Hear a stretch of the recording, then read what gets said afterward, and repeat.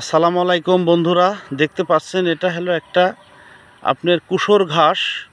এই কুশর ঘাস এই বর্ষা মৌসুমে আমরা ব্যবহার করি গরুর জন্যে। তো বন্ধুরা, এই ঘাসটা আমরা অনেক সময় বুঝতে পারি না।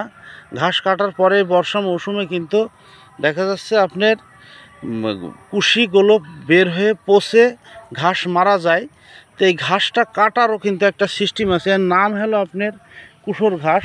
তো এই ঘাসের গোড়া দেখতে পাচ্ছেন, এই গোড়া কিন্তু একটু কুশরের মতন হলে আমরা এই ঘাস কাটি গরুকে খাওয়াবো, তাহলে আমাদের এই গাছের গোড়ার যে কুশিটা, এই কুশিগুলো আপনার পচবে না বা কুশিগুলো আবার মোটা মোটা বেরোবে।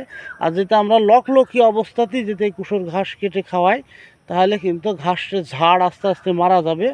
আর একটা বিষয়, যদিও একাড্ড ওরকম হয়, আপনারা ছত্রাকনাশক আছে, দেখা যাচ্ছে নাটিভো গ্রুপের ওষুধ দিতে পারেন বা নাটিভো দিতে পারেন, এগুলো ব্যবহার করবেন ইনশাল্লাহ।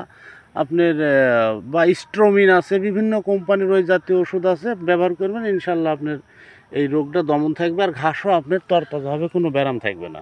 আসসালামু আলাইকুম।